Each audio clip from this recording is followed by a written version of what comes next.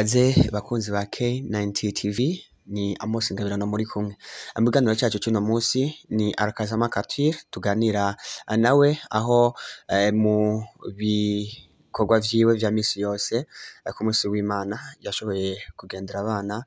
bafashwa na YBSP Burundi, abana bahoze mwibarabara. ARAKAZA MAC ARTHUR umunyezamu w'intamba mu rugamba akaba yafashije abo bana mu gihe we avuga ko ari intango n'ibindi azobandanya bikora kugira ngo abandanye afasha abatishoboye na cyane cyane mu gihe ngo nawe yaciye mu buzima butoroshe na bukebuke. Reka tumukurikire. Burya ico nifuza jewe ngomba guhindura image mu twiyumvira ko twebwe abakinyi b'u Burundi.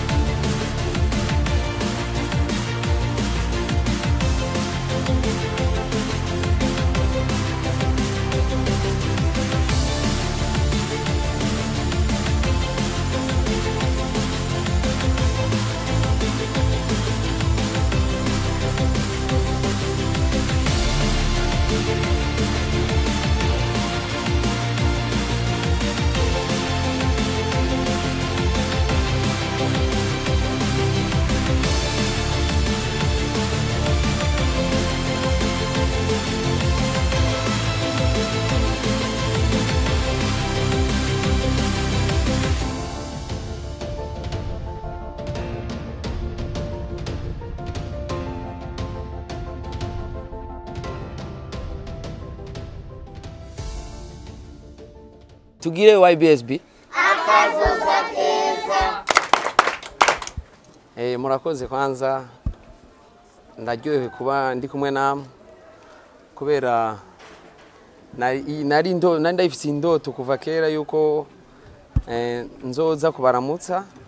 kubera naho ndabibona ku mafoto ku ma television ndiyo nkina nanje nkavuga ati umunsi nagize chance yo kugenda muri vacances nkaronka umwanya ukwiye nzorondera twicarane namwe, kubera mwebwe nibwe Burundi bwejo, mwebwe ni mwebwe igihugu kiriko kiritegura kandi gitegura yuko ejo muzosubirira abatwebwe, muzosubirira abakuru b'ibihugu, muzosubirira abakinyi bose muzi b'intamba. Nico gituma rero ntabibagiye nayifuje kuza kubatemberera. None mwajyoye ko naje kubatemberera? Yego. Mwajyoye kweli? Yego. Nanje najyoye kubana kumwe namwe nagomba kwanza nshimire umukuru wanyu kubera mumukomera amashini vyarayakwiye. Nagomba ndamushimire kubera numurundi nkanje w'umujene mugabo nabo bifadikanije bafise umutima kabisa wo gufata mu mugongo, kubera ntaho turishikana kure mugabo ubonye umuntu afise umutima wo gukwega mu mutoyi wiwe ari nyuma nimehezagira idasanzwe. Nanje navuze nti sinosigara inyuma, duke mfise inze tudusangire nahatari twinshi mugabo ndadukiye ku mutima, kandi suno munsi gusa je nifuza ahubwo yuko nzokwama ndabikora aruko nje muri vacances byinshi biruta nibi. Hama ndibaza abantu baraza gutangara bakavuga ati kubera iki none abandi bahora babigirira nawe wifuje kubigirira hano. Jewe nifuje kubigirira hano kubera je nibaza yuko abana bo mwibarabara ari benshi kandi batoguma ari bajyanyene gusa, ahubwo twoza turabigira nkuko aba batipe babigize tugaca muri bose, kubera abari mwibarabara hari abari mu Buterere, hari abari mu Kamenge, hari abari mu Kanyosha, kandi bose n'abana b'igihugu. Rero je narifuje yuko noza ngaha muhira aho babaye kugira tuhabone kwanza, atari naje ndabona na ama televiziyo yose mubona ahabone hano. Hari abantu bariko bariko baraturaba bazoronka umutima nko nanje naronse bakandusha n'inguvu bagashobora no kubakira ahantu haruta ngaho rurwaruka. Sinagomba kubarandishiriza amajambo, nagomba gusa nshime abajournaliste bose mwashitse hano. Imana ibahezagire cyane kubera ntavyo nari gushobora kwishikana je nyene kubishika ko ico nifuza, mugabo mwebwe namwe murashobora gufata ino nkuru mukayishikana kure hashobora je nashobora gushika, kandi aho kure hashika ari umuntu ashobora kubona ibi bintu biriko birabo no munsi yahora atinya ngo ni ibintu vya grave. Je no babwira yuko umuntu afite umutima wo gutanga si ibintu vya grave, kubera n'amafaranga aruta yandi bantu barayonona mugabo uje ukasangira n'abano bana bakabona yuko nabo atari bonyene nimihezagiro iva ku Mana imihezagiro umuntu wese akenera mu buzima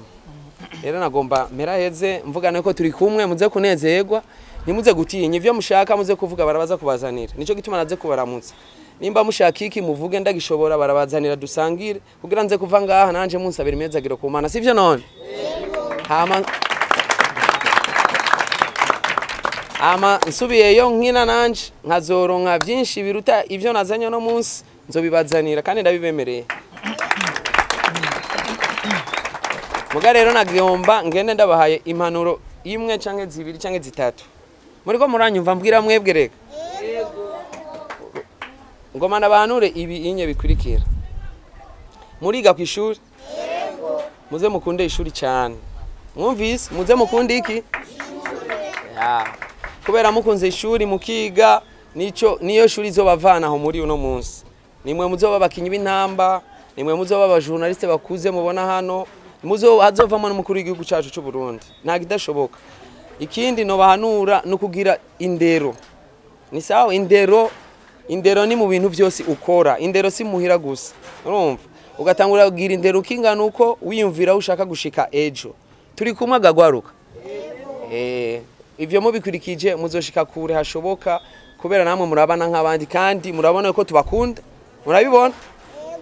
rero Imana ibahezagire turi kumwe turaza kubandana tunezererwa hamwe ndabasubiriyemo ntimwitinye muze kuvuga ikintu mukeneye ndagifise ndaza kukibaha je kwanza cyambere noshima nuko ibintu bibaye kubera nari mfise imyaka myinshi nipfuza yuko ibintu no bikora mugabo nkatinya uko ndabitangura mugabo harageze igihe mvuga yuko harageze ko biba kubera ngumye ntinya no hava nsanga bitabaye ama uvuze ku bakinyi je nibaza yuko burya ico nifuza jewe ngomba guhindura image mutwiyumvira ko twebwe abakinyi b'u Burundi kubera hari abantu biyumvira yuko abakinyi b'u Burundi bigungirako canke abakinyi b'u Burundi batiyumvira abana nk'aba batiyumvira gukora amabonus yavuye mugabo baravyiyumvira mu gushanga batinya rero je no kwiyumvira yuko iyo ari intango naberetse yuko ibintu byose bishoboka hama ico nabemereye nanje abo tuvugana abo tuganira abagenzi banje tuzovugana tuje hamwe dukore n'ikintu kinini kirutiki kandi tuzokora ngaha gusa tushobora gukora no mu zintara zose je nzogerageza nze nakorana n'abatipe dushike kure hashoboka kubera turi hamwe twese birashoboka bivana n'uburyo Imana izoba yampezagije mugabo aho ndagera no musi kigo bado mfise ngira uburyo bwo kuzanye kubasanga aho baba n'umutima wanje mugabo nta umenye imigambi Imana yamuteguriye je Imana irashobora kumpezagira biruta nkabagirira n'ikigo why not twatewe iteke no munsi ko mubibona no mukinyi rurangiranwa yitwa MarcArthur arakaza nkuko bikunda gushika rimwe na rimwe abakinyi b'intamba bakatwiyuka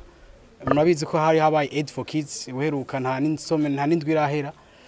mukinyi yitwa Nyange Yusuf yari yabaye par evenement aho twashoboye kuha akanyamuneza abana bashika 500 rero no munsi na Arthur abikoze kandi wewe yaje muhira aho baba nibaza ko ari umuntu agize ubwa mbere yabikoze ko benshi bamabaza mu ma evenement manini ya association muno musere twatewe iteka abana bararyohewe bamubonye kandi mukanya tuje tusangira kandi bafungure n'ibintu baryoherwa cyane gose rero iyo abana baryohewe natwe tuba turyohewe iyo bamerewe neza bakaronka cyo bafungura bagashira mu nda aba ari ikintu kidasanzwe cyane kwishamo YBSP rero mbone akaje ko gushimira bimwe bive ku mutima umukinyi Arthur kuri twiyumviriye nukuri twabiteguye imisi myinshi arabizi ni ibintu twateguye byihutihuti mugabo vyagenze neza cyane gose abana barahimbawe natwe turahimbawe rero Imana imuhezagire mwongereza aho yakuye nabo bari kumwe bose Imana ibahezagire maze basho kuronka byinshi kumbure bazoze barabyuka abana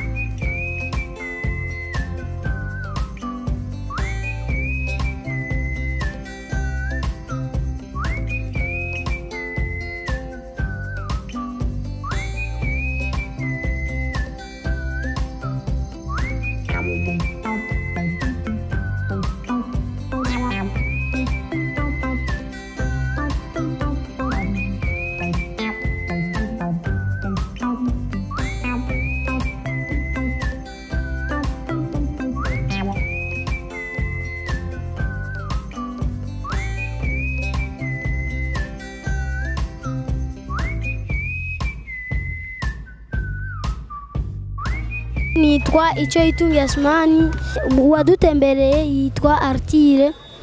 Ndifuza yuko ko yogaruka kandi hanyuma icyo YBSP itumariye iranyigisha ku ishuri, ikamenya byose byo ku ishuri, ikanyambika byose nta kimwe je nguramo, byose niyo ibigura byose. Ndayishimiye ku Mana kweli.